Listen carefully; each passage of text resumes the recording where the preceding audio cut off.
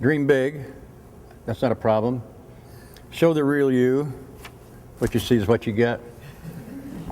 Make the complex plain. That's the hard part for me.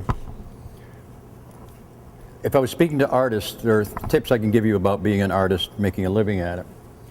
Connect with the people's emotions. Make them like you. So you've got to like me, that way we can connect initially. Don't flaunt your ego, which I find difficult unless you bundle up with a lot of humility. So I use my ego about half the time, the rest of the time I'm sleeping. No selling from the stage, but if you can't sell an idea, I guess you have to give the ideas away. Feel free to comment on the other speakers, and that's what's been humbling for me with all those that have been here today, is that I had an intention and it got erased because of the significance of a lot of these emotionally charged speeches among young people. And I was thinking, when I was a senior in high school, we still had a smoking lounge for seniors. That was 1961, so you can see how radically things have changed. When I started driving, gasoline was $0.25, Coke was $0.05. So much has changed, especially with the internet. So the way we communicate is entirely different now than it was in my day. But I'm a mural painter, and murals are different than digital imagery, different than printing, different than television and video.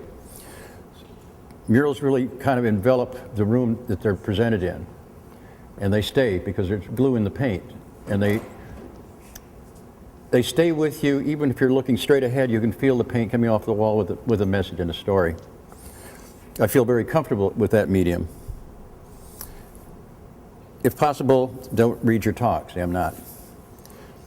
You must end your talk on time. I'm not keeping score right yet. And rehearse in front of a trusted friend. I haven't done that yet, so you are my trusted friends. Now I'm rehearsing. And I added an 11th commandment, which give credit to Adam and Eve and everyone in between, our birth parents, and everyone that has mentored us throughout the course of our lifetimes. During the last break, I tried to recall all the other speakers. Happee became my name as a contraction between my first name, which was James Patrick. I was called JP, and we lived in Mexico, and J is pronounced Ha, and P is pronounced Pei, so I was Happee, and I became Happee. And it became kind of a commitment, because if your name is Happee, you got to walk the talk. And so that's kept me on the straight and narrow path. What makes I walk the talk because happiness, the sign of happiness is the fact that you are approachable, you're nice, you smile a lot, you can engage people in close contact, and so that the net result of that was when you get close to someone, give them a hug.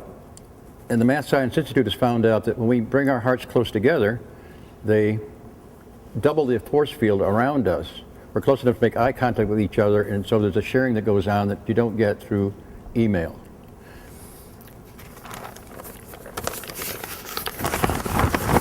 So my current dream, these were notes that I did this past week trying to figure out what am I going to say to y'all. And my current dream is what happens if you remove all of our mind from all of our thought processes. So we don't think about any pre-conscribed ideas or educational background or how we identify ourselves.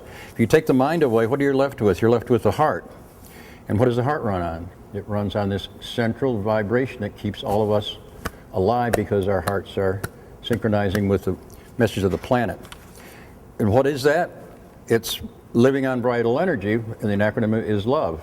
So when you start researching what love means, and according to Google, love is one of the most frequently searches. People want to know what it means. Well, poets have a different idea. My mother has a different idea. I love him. I love my car. I love memories. I love ice cream. There are many things that we love, but they're not as vital as this thing here in our chest. So I've been trying to encourage people to come closer in contact with each other, which is not something you do through the internet. You have to be face to face. That's about it. That's about it. That love governs everything that we're thinking about today and the rest of our lives until that last breath. That's it. Thank you very much.